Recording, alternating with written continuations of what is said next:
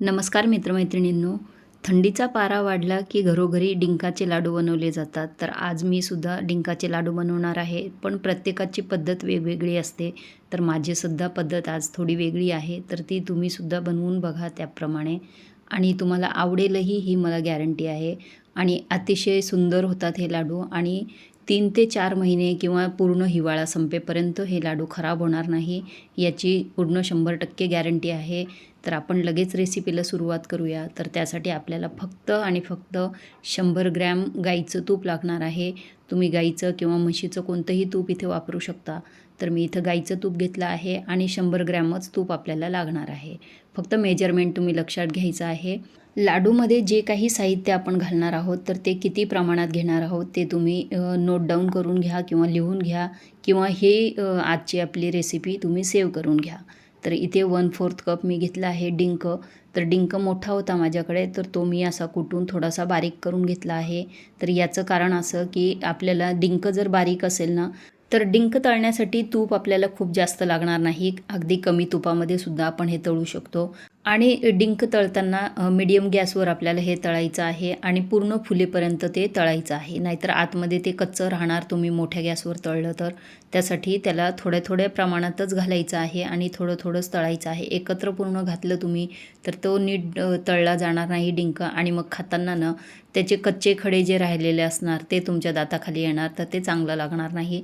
त्यासाठी तो चांगला आपल्याला फुलवून घ्यायचा आहे. त्यानंतर कढईत आपल्याकडे जेवढं तूप उरलं आहे तेवढ्याच तुपात आपण अर्धा कप इथं बदामाचे तुकडे घेतले आहे. तर तेवढे मी 1 मिनिट फक्त आपल्याला हे भाजून घ्यायचे आहेत, तुपावर तळून घ्यायचे आहे.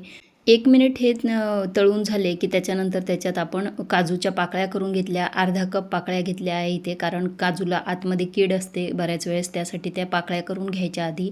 आणि अर्धा कप पाकळ्या आपण त्याच्यासोबत फ्राय करून घ्यायच्या आहे. तर त्यासुद्धा आपण 1च मिनिट परतून घेतल्या आहे. त्यानंतर आपण इथे अर्धा कप भोपळ्याच्या बिया घेतल्या आणि त्यासुद्धा परत एकदा आपण 1 मिनिट परतून घ्यायच्या आहे. प्रत्येक साहित्य भाजण्यासाठी आपल्याला 1-1 मिनिटच द्यायचं आहे. त्यानंतर 1/4 कप मी इथे सूर्यफुलाचे बी घेतले आहे आणि ते सुद्धा त्यातच घालायचे. आणि 1/4 कप आपण टरबूजाच्या बिया घेतल्या आहे, त्यासुद्धा निवडून घ्यायच्या. त्याच्यात बऱ्याच वेळ टरफलं असतात, तर ते निवडून घेतल्यानंतर आपण या सर्व साहित्यांबरोबर परत एकदा त्याला 1 मिनिट परतून घ्यायचं आहे. म्हणजे हे पूर्ण आपल्याला फ्राय करण्यासाठी टोटल 3 ते 4 मिनिटं लागली आहे. आता हे आपण काढून घेऊया. छान असे फ्राय झाले आहेत.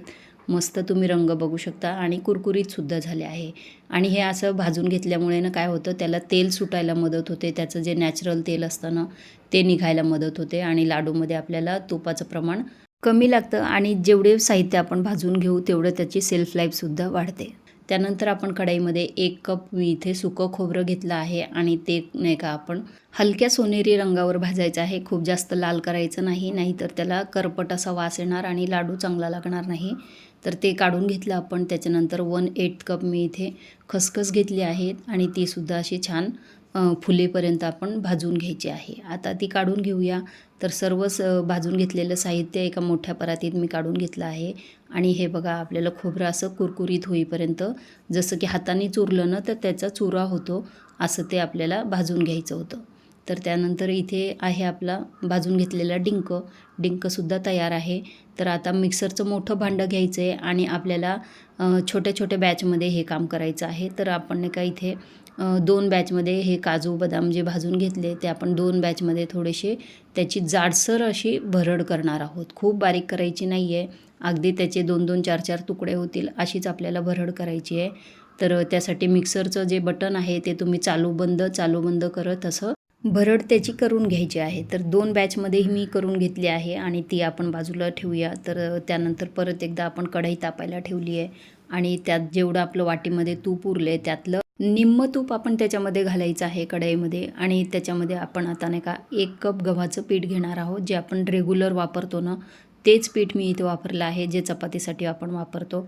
तर इथे 1 कप मी पीठ घेतलं आहे. तर तुम्ही इथे ना थोडंसं जाडसर पीठ असतं ना ते सुद्धा वापरू शकता किंवा आपलं रेग्युलर जे पीठ असतं चपातीचं तेही वापरू शकता. आता हे पीठ आपण छान असं भाजायचं आहे, लो गॅसवर भाजायचं आहे, कारण काय होतं लगेच हे पीठ ना खालून जळायला लागतं. आता एकदा हे पहिलं तूप जे टाकलं होतं आपण ते मिक्स झालं की त्याच्यानंतर उरलेलं जेवढं तूप आहे तेवढं पूर्ण घालून द्यायचं आहे. आणि परत एकदा आपल्याला आता याला पेशंटली अगदी लो गॅसवर छान असं नाही का बदामी रंगावर हा रवा किंवा गव्हाचं जे पीठ आहे ते भाजायचं आहे. तर भाजताना तुम्ही अजिबात घाई करायची नाही आहे, मोठा गॅस करायचा नाही आहे आणि चमचा अजिबात थांबवायचा नाही आहे. सारखं याला तळापासून हलवत हा रवा आपल्याला भाजून घ्यायचा आहे. हे पीठ आपल्याला भाजून घ्यायचं आहे. हे बघा किती छान असा मस्त बदामी रंग आला आहे. तर आता मी गॅस बंद केला आहे, तरीसुद्धा आपली कढई तापलेली आहे, म्हणून हे पीठ तसंच सोडायचं नाही. 2 मिनटं तसंच ते आपण हलवत राहायचं आहे. तर ते असं छान त्याच्या गाठीसुद्धा मोडून घ्यायच्या आणि मस्त आपलं पीठ आता तयार आहे. हे बघू शकता तुम्ही किती सुंदर असा सुरेख रंग आला आहे त्याला. तर आणि सुगंध खूप छान आलेला आहे आणि हे भाजण्यासाठी ना मला 10 ते 12 मिनिटं पूर्ण लागली आहेत. तर ते सुद्धा आपण लगेच प्लेटमध्ये काढून घेऊया, ज्याच्यामध्ये आपण बाकीचं साहित्य काढलं आहे. तर आता मिक्सरचं मोठं भांडं घेतलं आहे परत आणि त्याच्यामध्ये आपण जे खोबरं भाजून घेतलं होतं त्यातलं खोबरं अगदी थोडंसं 2-4 चमचे खोबरं आपण त्याच्यामध्ये घालणार आहोत. जी खसखस भाजून घेतली आहे त्यातली थोडीशी खसखस घालायची आहे आणि जे पीठ भाजून घेतलं त्यातलं थोडंसं पीठ घालायचं आहे. पीठ आत्ता गरम आहे, तर गरम असतानाच हे काम आपल्याला करायचं आहे. पीठ गार करायचं नाही आहे, गरम असतानाच आपल्याला पटपट ही कामं करायची आहे. तर त्याच्यामध्ये लगेच मी जे आपण तळून घेतलेला डिंक आहे तोसुद्धा थोडासा घालायचा. प्रत्येक साहित्य थोडं थोडं घालायचं आहे, म्हणजे एकसारखे लाडूची चव चांगली येणार आहे आपल्या आणि सर्व पदार्थ एकसारखे मिक्स होणार आहेत. तर त्यातले जे काजू बदामाची पावडर आहे तीसुद्धा थोडीशी घातली आहे आणि एवढ्या सर्व साहित्यासाठी मी इथे 1 कप गूळ घेतला आहे. तर हा चिक्कीचा गूळ नाही आहे, चॉकलेटी रंगाचा जो लाडूसाठी वापरतो आपण तो गूळ आहे. तर त्यातला थोडासा गूळ घालायचा आहे. हे बघा एवढा गूळ आपल्याकडे उरला आहे, आता अर्धा कप उरला आहे म्हणजे. तर आता हे आपण नाही का मिक्सरचं बटन चालू बंद करत आपल्याला हे दळायचं आहे. खूप जास्त एकसारखा मिक्सरचं बटन चालू ठेवायचं नाही, नाहीतर हे पीठनं तुमचं कोरडं होणार आणि मग लाडू वळायला तुम्हाला खूप कठीण जाणार. त्यासाठी ते चालू बंद करत करायचं, म्हणजे काय होतं त्यातले जे काही साहित्य आहे त्याला छान असं तेल सुटतं. काजू बदाम आहे, खोबरं आहे, खसखस आहे, त्या सर्वांना त्यांचं नॅचरल ऑइल निघतं आणि त्यामुळे आपल्याला एक्स्ट्राचं असं तूप किंवा नाही का तेल घालायची त्याच्यामध्ये गरज पडणार नाही. आता ही शेवटची बॅच मी मिक्सरच्या भांड्यात घालते आहे. तर ही पूर्णपणे घालायची आपल्याला, जेवढं आपलं राहिलं आहे. कारण डिंक तळून घेतलं आहे ना आपण, तर डिंकातसुद्धा तुपाचं प्रमाण आहे. तर त्यासाठी आपल्याला एक्स्ट्राचं तूप लागणार नाही आहे इथे. आता राहिलेले हे जे काजू बदामाची पावडर आहे तीसुद्धा घालून दिली आहे आणि त्यानंतर जेवढं गूळ उरलं आहे आपला ही शेवटच्या बॅचचा तेवढा गूळ मी त्याच्यामध्ये घालून दिला आहे. तर एवढं गूळ घातल्यानंतर काय करायचं आहे आपल्याला, परत एकदा 1/4 कप गूळ मी इथे वाढवला आहे, म्हणजे 1/2 कप गूळ आपण इथे घेतला आहे. तर तुम्ही 1/2 कपऐवजी फक्त 1 कप गुळामध्ये सुद्धा हे लाडू बनवू शकता. अतिशय छान बनतात आणि काही चुकत वगैरे नाही. फक्त मिक्सर तुम्ही फिरवताना ना चालू बंद करतच तो फिरवायचा आहे. आणि हे बघा अशी रवाळ अशी पावडर करून घ्यायची आहे.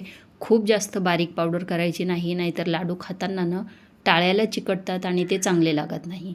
आता जे मिश्रण आपण तयार करून घेतलं त्याच्या गाठी तयार झाल्या आहे. तर त्या सर्व गाठी आपण मोडून घ्यायच्या आणि एकसारखं करून घ्यायचं हे पीठ, म्हणजे त्यातलं गूळ आहे ना एकसारखा सगळीकडे मिसळला जाणार आणि लाडूनं चवीला एकदम एकसारखे लागणार, म्हणजे कुठे अगोड किंवा नाही का खूप जास्त गोड असे लागणार नाही. आता हे मिश्रण गरम आहे तेव्हाच आपल्याला ना असं परातीमध्ये एका बाजूला किंवा एका पातेल्यामध्ये असं दाबून ठेवायचं आहे, म्हणजे काय होणार आतल्या आत त्याची ऊब राहणार आणि ते गरम राहणार. तर असंच तुम्ही सुद्धा करायचं आहे किंवा एका पातेल्यात घालून तुम्ही ते झाकूनसुद्धा ठेवू शकता. आता जेवढं आपल्याला लाडू वळायचं आहे तेवढं मिश्रण घ्यायचं आणि पटपट हा लाडू वळून घ्यायचा. अगदी खूप सोप्या पद्धतीने वळता येतो. याच्यात आपल्याला तुपाची गरज पडत नाही. जर तुम्हाला असं वाटलंच की नाही का आपलं मिश्रण खूप कोरडं झालं आहे, तर परत एकदा तुम्ही मिक्सरमध्ये फिरवून घेऊ शकता, पण तूप घालायची गरज पडणार नाही. आता तुम्हाला एका आकाराचेच लाडू तयार करायचे आहे, तर त्यासाठी आपले मेजरिंग कप असतात त्यातला एक छोटा कप घ्यायचा आणि तो असा सपाट आपण भुसभुशीत भरून घ्यायचा आहे. त्यानंतर ते मिश्रण असं दाबून घ्यायचं आणि हातावर काढून घ्यायचं आणि त्याचाच आपण लाडू वळून घ्यायचा.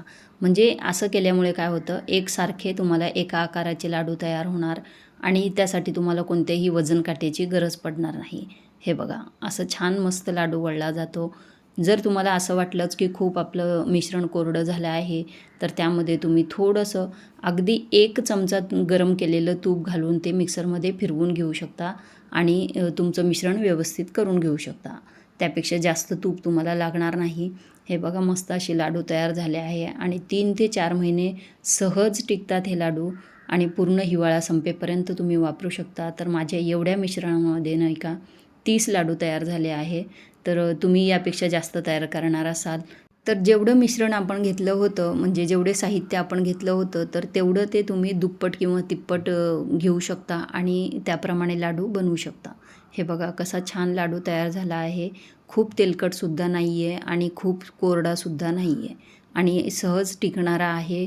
प्रवासात घेऊन जाऊ शकता, मुलांच्या डब्याला देऊ शकता किंवा रोज सकाळी उठल्यावर एक लाडू खाऊन गरम गरम दूध त्याच्यावर पिऊ शकता. अतिशय पौष्टिक आहे. आता डिंकाच्या लाडूचं मी काय सांगू तुम्हाला महत्त्व, तुम्हाला सर्वांना माहीतच आहे की ते हिवाळ्यामध्ये का खाल्ले जातात आणि आपल्यासाठी किती ते फायदेशीर आहे. तर आजची रेसिपी तुम्हाला आवडली असेल तर मालाच किचनला लाईक, शेअर आणि सबस्क्राईब करायला विसरू नका आणि ही रेसिपी जास्तीत जास्त मित्रमैत्रिणींना, नातेवाईकांना शेअर करा म्हणजे नवशिक्केसुद्धा सहज बनवू शकतील. धन्यवाद.